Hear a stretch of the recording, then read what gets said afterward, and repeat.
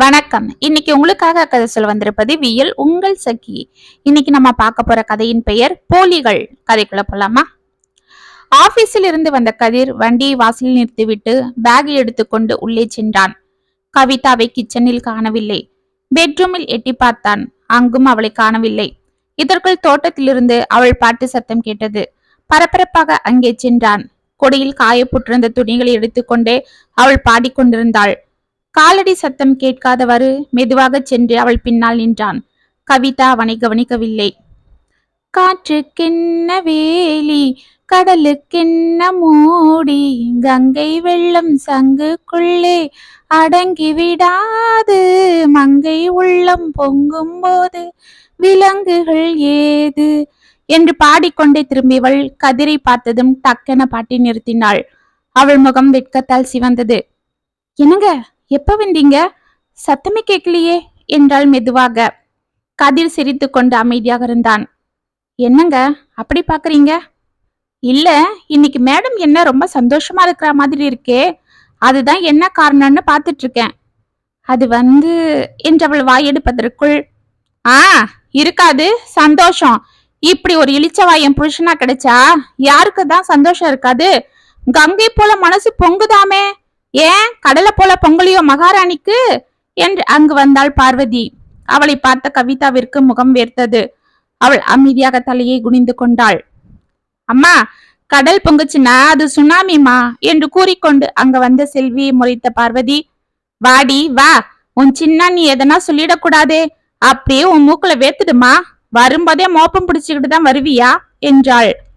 பின்ன அண்ணி அவங்க அம்மா அப்பா அண்ணனுக்கு கல்யாணம் பண்ணி தான் கொடுத்துருக்காங்க, நம்ம வீட்டுக்கு நேர்ந்து விடல, ஞாபகம் வச்சுக்கங்க. என்னடி வாய் நீளுது என்று பார்வதி அவளை முறைக்க, பின்ன உங்க மாமியார் அதிகாரத்தெல்லாம் பாவம் இந்த வாய் செத்த பூச்சிக்கிட்ட தான் காட்டுவீங்க. பெங்களூர்ல இருக்காங்களே உங்க பெரிய மருமக, அவங்க கிட்ட காட்ட வேண்டியது தானே. அவங்களும் தான் இங்க இருந்தாங்க 2 வருஷம், ஒரு வேலை செஞ்சிருப்பாங்களா உங்களுக்கு? பாவம், இந்த அண்ணி அவங்க வந்ததுல இருந்து உங்களுக்கு ஒரு வேலை இது வரைக்கும் இருந்திருக்கா சொல்லுங்க? இந்த லட்சணத்துல அவங்கள எப்ப பாரு எதனா நொயின்னு பேசிட்டே இருக்கிறது. என்னடி விட்டா ரொம்ப பேசுற? பேசுறாங்க, நியாயத்தை கேட்டா தப்பா? ஆமா, இவ பெரிய ஜட்ஜு, நியாயத்தை கேக்குறாளாம். அம்மா என்று செல்வி ஏதோ கூற வாயெடுப்பதற்குள், செல்வி அமைதியாரு, என்ன இது பெரியவங்கன்னு கூட மரியாதை இல்லாம அம்மாவை இப்படி எதிர்த்து பேசுற என்றான் கதிர். அண்ணா இதோ பாரு, நியாயமா பாக்கணும்னா இதெல்லாம் நீ கேட்கணும், நீ கேட்காததெல்லாம் நான் கேட்டுட்டு இருக்கிறேன். செல்வி என்னம்மா இது, காலேஜ்ல இருந்து வந்ததும் வராதுமா எதுக்கு இந்த பேச்செல்லாம்? பேசாம நீ வா, நான் உனக்கு டிஃபன் செஞ்சு வச்சிருக்கேன், சாப்பிடுவ. ஏங்க நீங்களும் வாங்க. அத்தை வாங்க அத்தை, சாப்பிடுவீங்க என்று கடகடவன உள்ளே சென்றாள் கவிதா. அவள் முகம் வாடி இருந்தது. அதை பார்த்து கொண்டு கதிர் அவள் பின்னால் செல்ல பார்வதியை முறைத்து விட்டு செல்வியும் உள்ளே சென்றாள். இந்த கழுதைக்கு வர வர ரொம்ப திமிராயிடுச்சு. படிப்பு முடிஞ்சதும் முதல்ல இவளை எவன் தலையிலையாவது கட்டி வீட்டை விட்டு துரத்தணும் என்று உள்ளே சென்றாள். பார்வதிக்கு குமார், கதிர் என்ற 2 மகன்களும் செல்வி என்ற மகளும் இருந்தனர். குமார் சென்னையில் ஒரு தனியார் கம்பெனியில் நல்ல பணியில் இருக்க அவனுக்கு தனது தூரத்து உறவான ரேணுகாவை திருமணம் முடித்தாள் பார்வதி. ரேணுகா அவர்கள் வீட்டில் ஒரே செல்ல மகளாக வளர்ந்ததால் வீட்டு வேலைகளில் அவ்வளவாக ஈடுபாடு இல்லாமல் இருந்தாள். வீட்டில் இருந்தால் எங்கு தனது மாமியாருக்கு வேலை செய்ய வேண்டி வருமோ என்று காலையில் குமார் வேலைக்கு சென்றதும் அக்கம் பக்கத்தினிடம் சென்று பேச்சு கொடுத்து கொண்டும் அப்படியே நேரத்தை கடத்துவதும், இல்லை என்றால் ஏதோ ஒரு சாக்கு வைத்துக் கொண்டு ஊர் சுற்ற கிளம்பி விடுவதும் என இருப்பாள். அப்பொழுதெல்லாம் பார்வதியை வீட்டில் வேலைகளை செய்து கொண்டிருக்க, தனது மாமியார் தன்னை ஏதும் கூறாமல் இருக்க அவளை நன்கு காக்கா பிடித்துக் கொண்டும் அன்பாக பேசுவது போல் அவளிடம் நடித்து ஏமாற்றிக் கொண்டும் இருப்பாள்.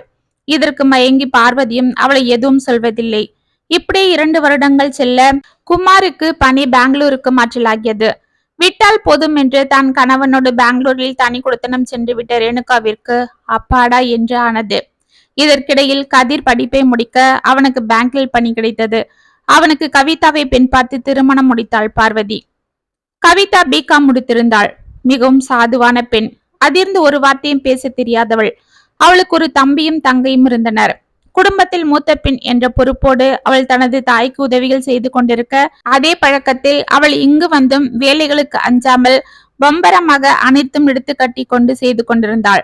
இதனால் பார்வதிக்கு வேலை பளு வெகுவாக குறைந்தது. இருந்தாலும் கவிதாவின் பயந்த சுபாவத்தை பயன்படுத்தி கொண்டு அவள் மாமியார் அதிகாரத்தை காட்டிக் கொண்டிருந்தாள். கதிர் தனது மனைவியை மிகவும் நேசித்தாலும் தனது தாய் மீது கொண்ட பாசத்தாலும் பயத்தாலும் அவளை எதிர்த்து பேசாமல் தவித்து கொண்டிருந்தான். ஆனால் கடைக்குட்டி செல்வி மிகவும் சுட்டியான பெண். பிகாம் ஃபைனல் இயர் படித்துக் கொண்டிருந்த செல்விக்கு தனது சிறிய அண்ணியை மிகவும் பிடிக்கும். அவளது பாசமான பேச்சு, அக்கறையான கவனிப்பு, தனது தங்கையை போல் தன்னை பார்த்து கொள்வது எல்லாம் செல்விக்கு மிகவும் பிடித்து போக பார்வதி அவளை ஏதாவது குறை கூறினால் வரிஞ்சு கட்டி கொண்டு தனது அம்மாவிடம் சண்டைக்கு சென்று கொண்டிருந்தாள். இரவு அனைவருக்கும் சாப்பாடு பரிமாறி பாத்திரங்களை தேய்த்து முடித்துவிட்டு தண்ணீரை எடுத்துக்கொண்டு தனது அறைக்கு சென்று கொண்டிருந்த கவிதாவை ஹாலில் டிவி பார்த்து கொண்டிருந்த பார்வதி அழைத்தாள். அருகில் அமர்ந்து கொண்டு லேப்டாப்பில் ஏதோ செய்து கொண்டிருந்த செல்வி அவளை உற்று பார்க்க, என்னடி பாக்குற, நீ உன் வேலைய பாரு, நான் உன்னையா கூப்பிட்டேன் என்றாள் பார்வதி. பரவாயில்லம்மா, இதுவும் என் வேலைதான், நீங்க பேசுங்க என்றாள். அவளை முறைத்து விட்டு திரும்பிய பார்வதி, கவிதா, நாளைக்கு நம்ம குமாரும் ரேணுகாவும் வர்றாங்க. இன்னும் ஒரு வாரத்துக்கு இங்கதான் இருப்பாங்க. அதனால நாளைக்கு காலையில நம்ம கதிரை போய் சிக்கனு மட்டனு அப்புறம் முட்டை எல்லாம் வாங்கிட்டு வர சொல்லிடு. மீன் எல்லாம் வேண்டாம், பெரியவனுக்கு பிடிக்காது. அப்படியே குழந்தைக்கு தேவையான சிறு திணிகள்லாம் கொஞ்சம் நிறைய வாங்கிக்க சொல்லு. அப்புறம் காய்கறிங்க கூட ஒரு வாரத்துக்கு வராப்போல வாங்கிட்டு வந்துட சொல்லு. வீட்டுல ஏதாவது மளிகை சாமான்லாம் இல்லைன்னா இப்பவே அவன்கிட்ட சொல்லிடு, வாங்கிட்டு வந்துடட்டும் என்றாள். சரியத்த என்றாள் கவிதா. ஆமா அம்மா, என்ன இது திடீர்னு உன் பெரிய பையன் குடும்பத்தோட இங்க விஜயம்? இந்த வாட்டி என்ன பிளான் போட்டுட்டு உன்கிட்ட கறக்க வராங்க என்றாள் செல்வி. ஏய் வாய முடு, அவன் என்னடி என்கிட்ட இருந்து கறக்க வர்றது? அண்ணன் கேக்குமா? அதுதான் உன் பொண்டாட்டி எல்லாத்தையும் நைசா பேசி உன்னை ஏமாத்தி வாங்கிடுவாங்களே. திரும்பி அவளை பார்த்தாள் பார்வதி. என்ன பாக்குறீங்க? 6 மாசம் முன்ன வந்திருந்தப்ப பையனுக்கு பர்த்டே உங்ககிட்டதான் வந்து செய்யணும், உங்க ஆசீர்வாதம் தான் அவனுக்கு முக்கியம்னு அப்படியே தேனொழுக பேசி நைசா இங்க வந்து நம்ம செலவுல கொண்டாடினது மட்டும் இல்லாம உங்க ஆசை பேரனுக்கு என்ன செய்ய போறீங்க அத்தைன்னு அவங்க கேட்கவே உடனே சேர்த்து வச்சிருந்த பணத்தை கொண்டு போய் அவனுக்கு பிரேஸ்லெட் வாங்கிட்டு வந்து போட்டீங்க. அதுக்கு முன்னாடி வந்தப்ப உங்க கல்லு வச்ச கமலா வாங்கிட்டு போயிட்டாங்க. இப்ப என்னத்த சாக்கா வச்சுக்கிட்டு வர்றாங்களோ கறக்க, அததான் சொன்னேன் என்றாள் செல்வி. ஏய், அதெல்லாம் நாம செய்ய வேண்டிய முறைதானேடி, நாம என்ன யாருக்கோவா செய்யறோம்? அப்ப இந்த வாட்டி ஏதோ பிளானோட தான் வராங்கன்னு சொல்லுங்க என்று சிரித்தாள். ஏய், என்னடி பிளானு? குழந்தைக்கு முடியறக்கி காது குத்தணும் இல்ல, வயசு 3 ஆகுது, அவனை இன்னும் பள்ளிக்கூடத்துல சேர்க்கணுமா, அதனால இங்க வந்து மொட்டைய போட்டுட்டு. யாருக்குமா? ஏய் வாய மூடிடி என்ற பார்வதி. சரி சரி கவிதா, நீ போய் கதிர்கிட்ட சாமானெல்லாம் வாங்கிட்டு வந்து போட சொல்லு. பெரியவன் வந்ததும் காது குத்துறத பத்தி பேசிக்கலாம் என்றாள் பார்வதி. யாருக்கு? கதிரண்ணனுக்கா என்றாள் செல்வி. கவிதாவிற்கு சிரிப்பு வர அவள் அதை அடக்கி கொண்டு நின்றாள். இதை பார்த்து பார்வதிக்கு கோபம் வந்தது. நீ உள்ள போ என்று அவளை அனுப்பிவிட்டு, ஏய் என்னடி உன் மனசுல பெரிய மனுஷன்னு நினைப்பா, அவ எதிர்க்கவே என்னவோ அப்படி பேசுற, அப்புறம் அவ என்ன நினைப்பா? என்னம்மா நினைப்பாங்க, எல்லாம் அவங்களும் தானே பாத்துட்டு இருக்காங்க. ஏமா உங்களுக்கே இது நியாயமா இருக்கா? பெரிய அண்ணனுக்கும் இந்த வீட்டுல உரிமை இருக்குதானே, அவர் இங்க வந்தா எந்த செலவும் பார்க்காம ஜாலியா இருப்பாரு. பாவம் நம்ம கதிர அண்ணன் தான் எல்லாம் செய்ய வேண்டியிருக்கு. அவரோட குழந்தை பிறந்த நாளுக்கு சின்ன அண்ணன் எதுக்கு செலவு பண்ணணும்? இது என்ன பொதுவான சொத்தா? இப்பவே சின்ன அண்ணன் தான் உங்களுக்கு உடம்புக்கு ஏதாவது வந்தா பாக்குது, எனக்கு ஃபீஸ கட்டுது, வீட்டு செலவெல்லாம் பாக்குது. பெரிய அண்ணன் இங்க இருந்து போனதுல இருந்து ஒண்ணுமே நம்மள கண்டுக்கிறது இல்ல. என்னதான் சின்ன அண்ணன் வாய் செத்த பூச்சியா இருந்தாலும் இப்படி ஏமாத்துவீங்க என்றாள். ஏய், எல்லாம் எனக்கும் தெரியும், பேசாம இருடி. அவன் யாருக்கடி பண்றான்? அண்ணனுக்கு தானே. நாளை பின்ன இவனுக்கும் குழந்தை பிறந்தா அவன் செய்ய போறான். செஞ்சுடுவாரு உன் பெரிய பையன். அப்படியே அவரு செஞ்சாலும் மருமக விட்டுட பாருங்க. ஏய், அவளுக்கு என்னடி, அவ தங்கம், அவளுக்கு நானா எப்பவும் பாசம் அதிகம். இவள போலவா ஊம கொட்டா நாட்டம் கம்முன்னு இருப்பா? அவ வந்தாலே வாய் நிறைய அத்தை அத்தனை என்னமா பேசிட்டு எல்லாம் சொல்லிக்கிட்டு கலகலன்னு இருப்பா. நாளை பின்ன எனக்கு எதனான்னா அவதான் தாங்குவா. இந்த ஊம கொட்டான நம்ப முடியாது. அம்மா, பாலுக்கும் கல்லுக்கும் உங்களுக்கு வித்தியாசம் தெரியல. அவங்க அமைதியா இருக்காங்கன்னா அது அவங்க சாதுவான குணத்தால. அத போய் தப்பா பேசுறீங்க. உங்க பெரிய மருமக கலகலன்னு பேசுறாங்கன்ற சாக்குல உங்களை நல்லா ஏமாத்துறாங்க. அது தெரியலையே உங்களுக்கு? என்னடி அவ ஏமாத்துறா? பின்ன நீங்களே மனசை தொட்டு சொல்லுங்க. அவங்க இங்க இருந்த அந்த 2 வருஷம் உங்களுக்கு ஏதாவது உதவி செஞ்சிருப்பாங்களா? இல்ல இப்ப பெங்களூருக்கு போய் தான் உங்களை கூப்பிட்டு வச்சு ஒரு நாளாவது பாத்திருப்பாங்களா என்றாள். ஆ, அதெல்லாம் அவ செய்வா. எனக்கு தான் போக சந்தர்ப்பம் கிடைக்கல. ஆ, ஏமா சும்மாவே சொல்றீங்க? சரிடி, என்ன இப்ப? இந்த வாட்டி நான் என் பையன் கூட பெங்களூருக்கு போய் கொஞ்ச நாள் இருந்துட்டு வரேன்டி. அப்ப அவன் என்ன எப்படி தாங்குறான்னு பாரு. அப்ப தெரியும் உனக்கு என் மருமகளை பத்தி என்றாள் பார்வதி. அதையும் தான் பாப்போம் என்று எழுந்து உள்ளே சென்றாள் செல்வி. மறுநாள் காலை குமாரும் ரேணுகாவும் தனது மகன் தீபக்குடன் வந்திறங்க பார்வதி வீட்டையே 2ஆக்கி விட்டாள். கவிதாவிற்கு வேலை பளு கூடியது. இருந்தாலும் அவள் முகம் சுளிக்காமல் அனைத்தும் செய்து கொண்டிருந்தாள். பார்வதி குழந்தைக்கு காது குத்த அனைத்து ஏற்பாடுகளும் செய்யும்படி கதிருக்கு ஆர்டர் போட்டு கொண்டிருக்க கதிருக்கு செலவுகள் அதிகரித்து கொண்டிருந்தது. குமார் அதை ஒன்றும் கண்டு கொள்ளாமல் தனது மனைவி குழந்தையோடு தினமும் ஊர் சுற்ற வெளியே சென்று கொண்டிருந்தான். கதிர் இதையெல்லாம் பார்த்தும் கூட தனது தாயிடம் எதுவும் கூறாமல் அவள் சொன்னவற்றை செய்து கொண்டிருந்தான். குழந்தைக்கு குலதெய்வம் கோவிலில் மொட்டையடித்து காது குத்தி முடிக்க வந்திருந்த சொந்தங்களை எல்லாம் கதிரும் கவிதாவும் கவனித்துக் கொண்டிருந்தனர். அழுது கொண்டிருந்த குழந்தையை தூக்கி கொண்டு செல்வி வெளியே செல்ல பார்வதியிடம் வந்து அமர்ந்த ரேணுகா, அத்த, என்ன அத்த, ரொம்ப டயர்டா இருக்கீங்களா என்றாள் அவளுக்கு விசிறிக்கொண்டு. அதெல்லாம் ஒன்னும் இல்லம்மா. ஆமா, நீ சாப்பிட்டியா என்றாள் பார்வதி. ஆ, சாப்பிட்ணாத்த. எங்க? எங்க அம்மா வீட்டு ஆளுங்க எல்லாம் போட்டோன்னு இருக்கேன் என்றாள் அவள் காதலிகள் ரகசியம் பேசுவது போல். ஏமா அப்படி சொல்ற? உங்க அம்மா வீட்டு ஆளுங்க தானே, அவங்க கூட தான் நீ போய் உட்காந்து சாப்பிடணும். அப்பதானே அவங்களுக்கும் சந்தோஷமா இருக்கும். அதை விட்டுட்டு இங்க வந்து உட்காந்து கிடக்க. அத்த, நீங்க வேற. அங்க போனா அவங்க ஆளாளுக்கு கேள்வி கேட்பாங்க. என்ன கேட்பாங்க? அதை விடுங்க அத்த, அவங்க கிடக்குறாங்க. என்னம்மா சொல்லு, என்கிட்ட சொல்ல. என்ன உனக்கு? ஒன்னும் இல்ல அத்த, நாங்கெல்லாம் குழந்தைக்கு முறைப்படி சீர் செஞ்சோம். உங்க மாமியார் குழந்தைக்கு என்ன செஞ்சாங்கன்னு கேட்பாங்க. அட என்னம்மா நீ, இது என்னோட பேரன். நாம தானே எல்லாம் செய்யறோம். இதுல நான் என்ன தனியா அவனுக்கு செய்ய இருக்கு? சரி அத்த, இருந்தாலும் அவங்க என்ன சொல்றாங்கன்னா, நானும் தானே அவனுக்கு பாட்டி, நான் செய்யலையா? அது போல உன் மாமியாரும் தானே செய்யணும்னு கேக்குறாங்க என்றாள் பார்வதியை உற்று பார்த்து கொண்டு. பார்வதியின் முகம் மாறியது. அட விடுங்க அத்த, அதுக்கு தான் நாங்க போகல. இப்ப என்ன, நீங்க நினைச்சா இதோ கழுத்துல இருக்க அந்த சின்ன செயின், அது என்ன ஒரு 2 பவுன் இருக்குமா? அத கழட்டி போட்டுடுவீங்க. ஏற்கனவே உங்ககிட்ட 5 பவுன்ல அடிகை இருக்கு. இது ஒன்னும் போட்டா அவங்களுக்கு ஒன்னும் பெருசா ஆகிட போறது இல்ல. ஆனா நான் அதை எப்படி அவங்க கிட்ட சொல்றது? அப்படியே சொன்னாலும் சும்மா எதையாவது சொல்லி சமாளிக்கதுன்னு எகத்தாளம் பேசுவாங்க. அதுதான் என்றால் முகத்தை சுளித்து கொண்டு. அப்படியா? இதுக்காகவா நீ அங்க போகாம இருக்க? இப்ப என்ன, இதெல்லாம் என் பேரனுக்கு தானே, இன்னைக்கு இல்லைன்னா நாளைக்கு அவனுக்கு வரதானே போகுது என்று தடுமாறினாள் பார்வதி. அது எனக்கும் தெரியும் அத்தை, ஆனா இன்னைக்கு சபையில செய்யறது தானே கௌரவம்னு அவங்க சொல்றாங்க என்றாள். ஓ அப்படியா? அதனால என்ன, அவங்க சொல்றா போலவே சபையிலேயே செஞ்சிடலாம் என்று செல்வி அழைத்து குழந்தையை கொண்டு வரும்படி கூறிய பார்வதி தனது கழுத்தில் இருந்த 2 சவரன் செயினை கழட்டி அவனுக்கு போட்டாள். இதை பார்த்து கவிதாவும் கதிரும் முகம் மலர செல்வி முறைத்து கொண்டு நின்றாள். பொங்கி வந்த சந்தோஷத்தில் ரேணுகா குமாரை பார்த்து தலையை ஆட்ட அவனும் இழித்து கொண்டு தலையை ஆட்டினான். இதற்குள் அங்க வந்த ரேணுகாவின் தாய், என்ன சம்மந்தி, இப்ப எதுக்கு உங்க கழுத்துல இருக்கிறத கழட்டி போட்டுக்கிட்டு?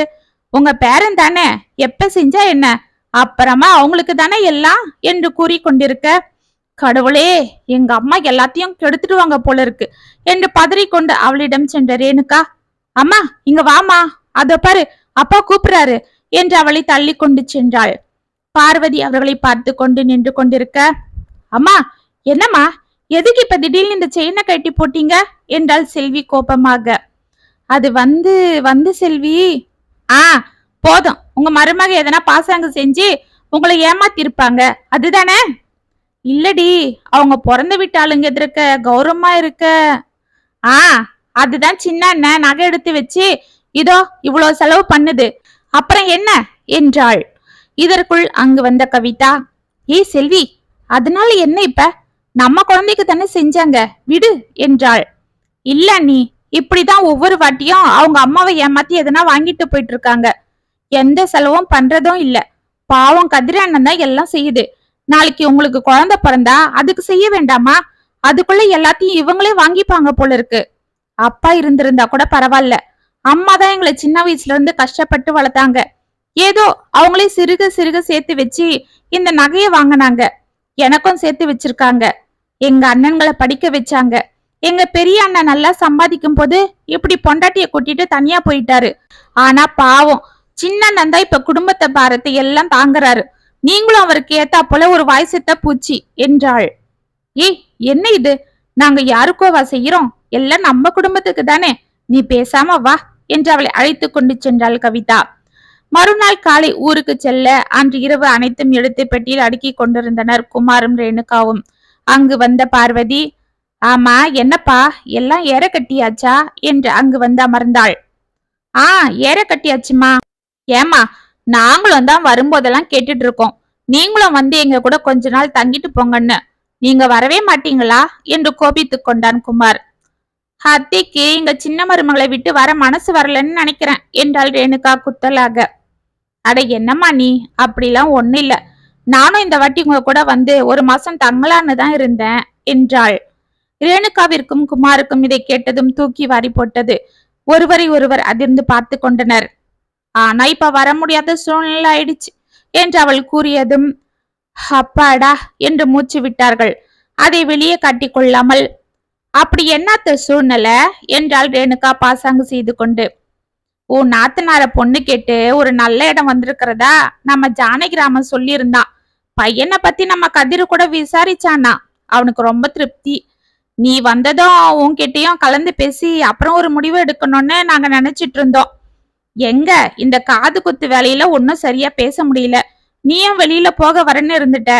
சரி, இது எல்லாம் முடியட்டும், அப்புறம் பேசிக்கலான்னு இருந்துட்டோம். பையன் கவர்மெண்ட் ஆஸ்பத்திரியில ஏதோ கிளர்க்கா இருக்காராம். வலசரவாக்கத்துல சொந்த வீடாம். ஒரே ஒரு பையன் தானா. அவங்க எல்லாருக்கும் நம்ம செல்விய புடிச்சு போச்சு. நீயும் நாளைக்கு வந்தா ஒரு 8 போய் பார்த்துட்டு வந்துடலாம். ஏன்னா அவங்க பொண்ணெல்லாம் கூட பார்க்க வேண்டியதில்ல, நேரா கல்யாணத்துக்கே நாளை குறிச்சிடலான்னு சொல்லிட்டாங்க. ஏன்னா பையனோட தாய் மாமனுக்கு ஏதோ உடம்பு முடியலையா, அதனால சட்டுப்புட்டுன்னு கல்யாணத்தை முடிச்சணும்னு ஆசைப்படுறாங்க என்றாள். சரிம்மா, உங்களுக்கு பிடிச்சிருந்தா நீங்க பேசிடுங்க, நான் என்ன சொல்ல போறேன். இல்லப்பா, வீட்டுக்கு மூத்த பையன் நீ. இல்லாத்த, அதுதான் கதிர் இருக்கார்ல, அவரே எல்லாம் பார்த்துப்பாரு. இவருக்கு இப்பதான் ப்ரமோஷன் கிடைச்சிருக்கு, அதனால அடிக்கடி லீவ் போட முடியாது. நீங்களே எல்லாம் பேசி முடிச்சிடுங்க. அவங்கதான் உடனே கல்யாணத்தை முடிக்கணும்னு சொல்றாங்களே, நாங்க நேரா கல்யாணத்துக்கு வந்துடுறோம் என்றாள் ரேணுகா. பார்வதியின் முகம் வாடியது. என்னம்மா, அதுதான் என் இடத்துல தம்பி இருக்கானே, அவன் பார்த்துப்பான் என்றான் குமார். இல்லப்பா, அவன் மட்டுமே எல்லாம் எப்படின்னு யோசிக்கிறேன். அட என்னம்மா நீங்க, இப்பெல்லாம் எல்லாத்துக்கும் ஆளுங்க இருக்காங்க. அவங்க கிட்ட நம்ம சொல்லி விட்டுட்டா போதும், அவங்களே எல்லாம் பார்த்துப்பாங்க. நாம பணம் மட்டும் கட்டினா போதும். எவ்வளவு செலவாகுதுன்னு பாருங்க, அதுல பாதி நான் கொடுத்துடுறேன் என்றான் குமார். ரேணுகா அவனை முறைத்தாள். குமார் அவளுக்கு கண்ணால் ஜாடை காட்ட, அப்ப சரிம்மா, நீங்க இப்ப எங்க கூட வர வேண்டாம். இங்கே இருந்து கல்யாண வேலையை பாருங்க. அப்புறமா தங்கச்சி கல்யாணம் முடிஞ்சதும் நாங்க போகும்போது உங்களை கூட்டிட்டு போறோம் என்றான் குமார். பார்வதி அமைதியாக தலையை ஆட்டினாள். அன்று இரவு மாடிக்கு சென்று அமைதியாக அமர்ந்திருந்தாள் ரேணுகா. அவளை தேடிக்கொண்டு அங்கு வந்த குமார், என்ன ரேணுகா, என்னாச்சு? எதுக்கு திடீர்னு உம்மனாயிட்ட? சாப்பிட கூப்பிட்டாலும் வரல? நான் எப்படி இருந்தா உங்களுக்கு என்ன என்று முகத்தை திருப்பி கொண்டாள். ஏய், என்ன விஷயம் சொன்னாதானே தெரியும் என்றான் குமார். ஆமா, உங்களுக்கு புரிஞ்சு மட்டும் என்ன ஆயிட போகுது? இதோ பாரு, விஷயத்த ஒழுங்கா சொல்லு. என்னங்க சொல்றது? நீங்க பாட்டுக்கு உங்க அம்மா கிட்ட இஷ்டத்துக்கு வாக்கு கொடுக்குறீங்க. உங்க தங்கச்சி கல்யாணத்துக்கு ஆகிற செலவுல பாதி கொடுக்குறேன்னு. நானே உங்க அம்மா கிட்ட இருக்கிற நகையெல்லாம் எப்படியோ ஒவ்வொன்னா ஆட்டைய போட்டு வாங்கிடணும்னு என்னென்னமோ நாடகமாடி நடிச்சு வாங்கிட்டு இருக்கேன். இல்லனா எல்லாத்தையும் அவங்க சின்ன மருமலுக்கு வச்சு அழுதுருவாங்க. அவ வேற மாடு மாதிரி எல்லாம் எடுத்து கட்டி செய்யறா. உங்க அம்மாக்கு இதுல எதனா மனசு மாறிட்டா நான் என்ன பண்றதுன்னு ஒவ்வொரு திட்டமா போட்டுக்கிட்டு இருக்கிறேன். இந்த லட்சணத்துல நீங்க என்னடான்னா நான் கஷ்டப்பட்டு நடிச்சு வாங்கினதெல்லாம் கொண்டு போய் உங்க தங்க கல்யாணத்துல கொட்டணும்னு சொல்றீங்க. எப்பவும் போல உங்க தம்பி தலையிலேயே இதையும் கட்ட வேண்டியதானே? நீங்க எதுக்கு வாயை கொடுக்குறீங்க என்றாள். அடச்சி, இதுதானா உன் பிரச்சனை? நான் என்னவோ ஏதோன்னு பயந்துட்டேன். இதோ பாரு ரேணுகா, நான் என்ன சாதாரண ஆளா சொல்லு? ரேணுகாவோட புருஷன் இல்லையா? என் பொண்டாட்டிக்கு இருக்கிற சாமர்த்தியத்துல பாதியாவது எனக்கு இருக்காதா என்று சிரித்தான். என்னங்க சொல்றீங்க? அப்ப எதுக்கு அத்தை கிட்ட அப்படி பேசுனீங்க? பின்ன இப்ப நான் அந்த மாதிரி சொல்லலன்னா எங்க அம்மா சும்மா விடுவாங்களா? சொல்லு. உனக்கும் தானே அவ தங்க, அவனே எல்லாம் செய்யறான், நீயும் செய்ய வேண்டாமான்னு பேச ஆரம்பிச்சிடுவாங்க. இத கேட்டு என் தம்பி உஷாராகி இப்பவே பணத்தை வெயிடானா நான் என்ன பண்ணுவேன்? அதுக்குதான் உஷாரா அவனே எல்லாம் செய்யட்டும், அப்புறம் ஆக்கிற செலவுல பாதி கொடுக்கறேன்னு சொன்னேன். அது மட்டும் இல்ல, இப்ப எங்க அம்மா போட்டுட்டு இருக்காங்களே அந்த அடிகை, அது உனக்கு வேணும்னு சொல்லிட்டு இருக்க இல்ல, அது எப்படியாவது அவங்க கிட்ட நைஸா வாங்க வேண்டாமா? அது வரைக்குமாவது அவங்கள நம்ம நைஸ் பண்ணி தானே ஆகணும் என்றான். தன் கணவனை பெருமையாக பார்த்த ரேணுகாவின் முகத்தில் சந்தோஷம் பிடிபடவில்லை. ஐயோ, என் புருஷன் எவ்வளவு புத்திசாலி என்று அவனுக்கு திருஷ்டி கழித்தாள். ஆமா, ஏங்க அப்புறம் கல்யாணம் முடிஞ்சதும் அவங்க பணத்தை கேட்டா? கேட்டா என்ன, நம்ம கொடுத்துட போறோமா? ஏதாவது சொல்லி வழக்கம் போல தட்டி கழிச்சிட வேண்டியதுதான். அப்புறம் கொஞ்ச நாளைக்கு இந்த பக்கம் வராம இருந்துட போறோம், அதுக்குள்ள அவங்க மறந்துடுவாங்க என்றான். சூப்பருங்க, இப்பவே உங்க அம்மா வரேன்னு சொன்னதும் எனக்கு பக்குன்னு ஆயிடுச்சு. நல்ல வேளை இந்த கல்யாண வேலை வந்தது என்றாள். ஆமா ரேணுகா, நானும் பயந்துட்டேன். எங்க அம்மா வேற எங்க நம்ம கூட வந்துட போறாங்களோன்னு. வந்து சும்மா இருந்தா பரவாயில்ல, உனக்கு வேலை வைக்கிறதும் இல்லாம என்ன வேற அங்க கூட்டிட்டு போடா இங்க கூட்டிட்டு போடான்னு தண்டத்துக்கு செலவு வச்சு உயிரை வாங்குவாங்க என்றான். ஆமாங்க, நானே குழந்தை வச்சுட்டு தனியாலாம் அவஸ்தைப்படுறேன், இதுல இவங்களை கூட்டிட்டு போய் வச்சுக்கிட்டு சேவை செய்யணும். இதுக்கெல்லாம் அந்த கவிதா தான் லைக்கு, அவளே பாத்துக்கிட்டோம் என்றாள். ஒரு வாரம் சென்றது. மாப்பிள்ளை வீட்டாருக்கு பெண்ணை பிடித்துவிட, பெண் வீட்டாருக்கு மாப்பிள்ளை வீட்டாரை பிடித்துவிட ஒரே மாதத்தில் திருமணத்துக்கு நாள் குறித்து விட்டனர். இதனால் திருமண வேலைகள் ஜோராக நடந்து கொண்டிருந்தது. கதிர் ஆபீஸில் லோன் போட்டு செல்வியின் திருமணத்திற்கு அனைத்தும் ஏற்பாடுகளும் செய்து கொண்டிருக்க, கதிரும் கவிதாவும் திருமணத்துக்கு துணிகள் எடுப்பதும் சாமான்கள் எடுப்பதும் மாப்பிள்ளைக்கு இவர்கள் போட வேண்டிய நகைகள் என வாங்கி கொண்டும் இருக்க, பார்வதி சேர்த்து வைத்த நகைகள் பத்தாது என்று கதிரும் அவளுக்கு நகைகள் வாங்கி கொண்டும் என இருந்தான். திருமணத்திற்கு முதல் நாளே வந்திறங்கிய ரேணுகாவையும் குமாரையும் கதிரும் கவிதாவும் வரவேற்றனர். மண்டபத்தில் வேலைகள் வெகு ஜோராக நடந்து கொண்டிருந்தது. கதிர் அவற்றை எல்லாம் சரிபார்த்து கொண்டிருந்தான். ரேணுகாவும் குமாரும் அமைதியாக மண்டபத்தின் உள்ளே சென்றனர். அவர்களை பார்த்த பார்வதி அவர்களிடம் இரண்டொரு வார்த்தை பேசிவிட்டு வேலையில் பிஸியாக இருக்க, செல்விக்கு உள்ளே அலங்காரங்கள் நடந்து கொண்டிருந்தது. அங்கு சென்ற ரேணுகாவை பார்த்து புன்னகை செய்த செல்வி, வாங்க அண்ணி, இப்பதான் வரீங்களா? அம்மா அண்ணன் எங்க என்றாள். அவர் இங்கதான் வெளியில இருக்காரு என்று ரேணுகா கூறிக்கொண்டிருக்க, சரி அண்ணி, நீங்க கொஞ்சம் வெளியில போய் சின்ன அண்ணிய கூப்பிடுங்க என்றாள். ரேணுகா முகத்தில் எள்ளும் கொள்ளும் வெடித்தது. சரிம்மா என்று வெளியே சென்றாள். மணமேடையில் குத்து விளக்கை கொண்டு வைத்துக் கொண்டிருந்த கவிதாவிடம் செல்வி கூப்பிடுவதாக கூறி அனுப்பிவிட்டு அருகில் இருந்த தனது மாமியாரிடம் வந்தாள். அத்தை, நான் உங்ககிட்ட ஒண்ணு பேசணும் என்றாள் தயங்கிக் கொண்டு. என்னம்மா சொல்லு என்று அவள் கேட்டுக்கொண்டிருக்க, இதற்குள் அங்கு வந்த மாப்பிள்ளையின் தாயாரிடம், சம்மந்தி அம்மா, இதுதான் எங்க மூத்த மருமக, அது இருக்கானே அவன் தான் என் மூத்த பையன் என்று அறிமுகம் செய்தாள் பார்வதி. அவள் சற்று நேரம் அவளிடம் பேசிவிட்டு செல்ல, இப்ப சொல்லுமா, என்ன சொல்ல வந்த என்றாள் பார்வதி ரேணுகாவை பார்த்து. அத்தை, அது வந்து வந்து என்று அவள் தயங்க, அம்மா உங்களை கூப்பிடுறாங்க என்று ஒரு ஆள் ஓடி வந்து பார்வதியை அழைத்தார். மாப்பிள்ளை வீட்டுல கூப்பிடுறாங்க போல இருக்கு, இதோ வந்துடுறம்மா என்று ஓடினாள் பார்வதி. சே, என்ன இது, இந்த அத்தை கிட்ட பேசி எப்படியாவது அந்த நகைய வாங்கிடலான்னு பார்த்தா இப்படி எஸ்கேப் ஆயிட்டே இருக்காங்க. இருக்கட்டும், இன்னைக்கு ராத்திரிக்குள்ள வாங்கிடுறேன் பாரு, இல்லனா அப்புறம் வாங்குறது கஷ்டம். இதுக்காக திரும்ப இங்க வர முடியாது. வந்தா என்ன ஊருக்கு கூட்டிட்டு போன்னு சொல்லுவாங்க, இல்ல கல்யாண செலவுல பாதிய கொடுன்னு சொல்லுவாங்க. அப்புறம் எந்த சாக்க வச்சியும் அந்த அட்டிகைய வாங்க முடியாது. ஒன்னா ரெண்டா 5 சவரன் அந்த காலத்து நகை என்று மனதில் குமுறினாள். இதற்குள் அங்கு வந்த குமார், என்னம்மா நகைய கேட்டியா எங்க அம்மா கிட்ட என்றான். இல்லைங்க, ஏதோ வேலையாவே அவங்க ஓடிட்டு இருக்காங்க. சரி சரி, எப்படியாவது கல்யாணம் முடியறதுக்குள்ள வாங்கிடு, இல்லனா அப்புறம் வாங்குறது கஷ்டம் என்று சென்று விட்டான். ஆமா, இவருக்கு என்ன ஈஸியா சொல்லிடுறாரு, ஒவ்வொரு வாட்டியும் நான் இல்ல கஷ்டப்பட்டு நடிக்க வேண்டியிருக்கு என்று புலம்பிக் கொண்டு சென்றாள். அன்று முழுவதும் அவள் எவ்வளவு முயன்றும் பார்வதியிடம் நகையை கேட்க முடியாமல் போக சலித்து போன ரேணுகா காலை வாங்கிக் கொள்ளலாம் என்று படுக்கச் சென்றாள். மறுநாள் காலை கவிதாவும் கதிரும் முகூர்த்தத்திற்கான வேலைகளை பார்த்து கொண்டிருக்க செல்விக்கு நகைகள் போட்டுக் கொண்டிருந்தாள் பார்வதி. இதுதான் சமயம் என்று அவர்களிடம் சென்ற ரேணுகா, அத்தை, என்ன அத்தை, எல்லாம் ரெடியா என்றாள் பரபரப்பாக. தோமா, நகைலாம் போட்டுட்டு இருக்கேன் என்றாள் பார்வதி.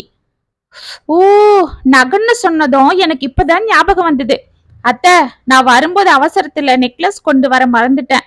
இப்ப இந்த ஹாரம் மட்டும் போட்டுக்கிட்டு நெக்லஸ் போடலன்னா ஒரு மாதிரி இருக்கும், அதனால என்று அவள் கூறிக்கொண்டிருக்க அங்கு வந்த கவிதாவை பார்த்த பார்வதி, கவிதா, இங்க வா என்று அழைத்தாள். என்ன அத்தை என்று அவள் அருகில் வந்தாள் கவிதா. என்னம்மா, வெறும் டாலர் செயினை மட்டும் போட்டுட்டு இருக்கிற, நெக்லஸ் எங்க என்றாள். அத்தை, அது வந்து என்று கவிதா தயங்கினாள். சரி சரி, இந்தா இத போட்டுக்க என்று அவள் கழுத்தில் இருந்த அடிகையை கழட்டி அவளுக்கு போட்டாள்.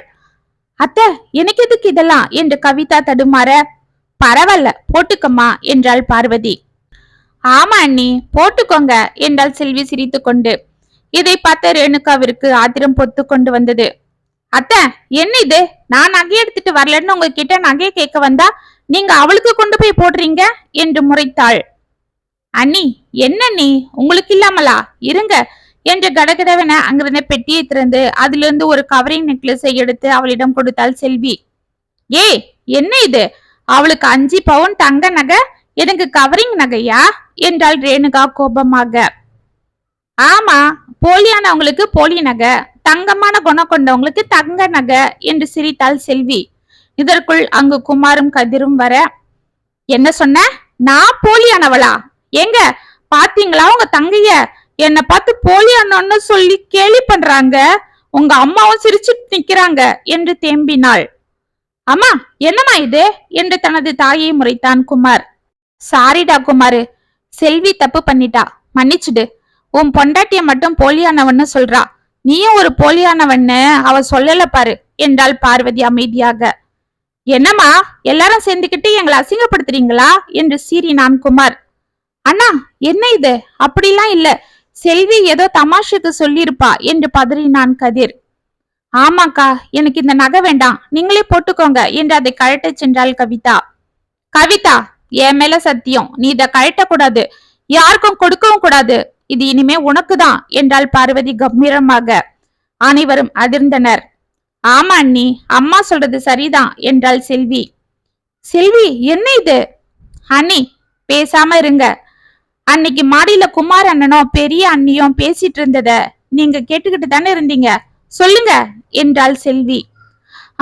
அது நான் அவங்கள சாப்பிட கூப்பிட போனேன் அப்ப என்று தயங்கினாள் கவிதா. தெரியும் அண்ணி, அதை கேட்டுட்டு கூட நீங்க ஒரு வார்த்தை கூட இது வரைக்கும் எங்க கிட்ட அதை பத்தி சொல்லல. இதுதான் நீ உங்க பெருந்தன்மை. அது மட்டும் இல்ல, பெரிய அண்ணன் என் கல்யாணத்துக்கு எந்த பணமும் கொடுக்க மாட்டாருன்னு தெரிஞ்சும் கூட நீங்க அண்ணன் கிட்ட சொல்லி என் கல்யாணத்துக்கு நாமளே எல்லா பணமும் கொடுக்கலான்னு ஏற்பாடு பண்ணீங்க. அது மட்டுமா, உங்க நகையெல்லாம் கூட வச்சு எனக்கு இன்னும் கொஞ்சம் நகை வாங்கினீங்க. இதெல்லாம் எனக்கும் அம்மாக்கும் தெரியாதுன்னு நீங்க நினைச்சிருக்கலாம். ஆனா நீங்க அன்னைக்கு மாடியில இருந்து அவங்க பேசினதை கேட்டதை போல நானும் அம்மாவும் கேட்டோம். அப்பவே அம்மா கிட்ட நான் இந்த கல்யாணத்தை வேண்டாம், இது நிறுத்திட்டீங்கன்னு சொன்னேன்.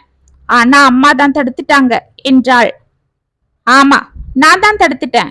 ஏன்னா என் புள்ள கதிர் இந்த கல்யாணத்தை எடுத்து நடத்துறான், என் மருமக எல்லாம் செய்யறா.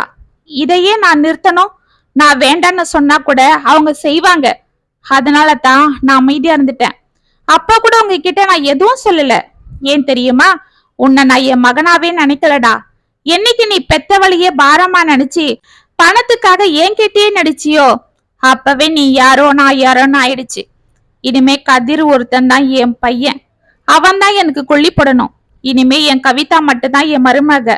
அம்மாடி, உன் நாத்தனார நீயே கூட்டிட்டு வந்து மணமடையில உட்கார வெயி என்றாள். நீங்க கல்யாணத்துக்கு வந்தவங்க, நீங்க எதுவும் செய்ய வேண்டாம், வந்து என் பொண்ணை வாழ்த்திட்டு வயிறார சாப்பிட்டு கிளம்புங்க என்று வெளியே சென்றாள் பார்வதி. குமாரும் ரேணுகாவும் அதிர்ந்து நிற்க கவிதா செல்வி அழைத்து கொண்டு மணமடைக்கு சென்றாள். கதிர் குமாரை பார்த்துவிட்டு அமைதியாக சென்றான். சற்று நேரத்தில் மணமகன் செல்வி கழுத்தில் தாலி கட்ட அனைவரும் அச்சதை தூவி வாழ்த்தி மகிழ்ந்தனர். மணமக்கள் பார்வதியிடமும் கதிர் கவிதாவிடமும் ஆசி வாங்க அதை பார்த்து கொண்டு அமைதியாக நின்றனர் ரேணுகாவும் குமாரும். இத்துடன் போலிகள் கதை முற்றம். உங்களுக்கு ஆன எழுதின இந்த கதை உங்களுக்கு பிடிச்சிருந்தா கமெண்ட்ஸ்ல சொல்லுங்க, லைக் பண்ணுங்க, ஷேர் பண்ணுங்க, மறக்காம சப்ஸ்கிரைப் பண்ணிக்கோங்க. மீண்டும் நாளைக்கு வேற ஒரு சுவாரஸ்யமான கதையோட உங்களை சந்திக்கிறேன். அது வரைக்கும் நெப்பிலே இருங்க. இப்படிக்கு வியல் உங்கள் சகி.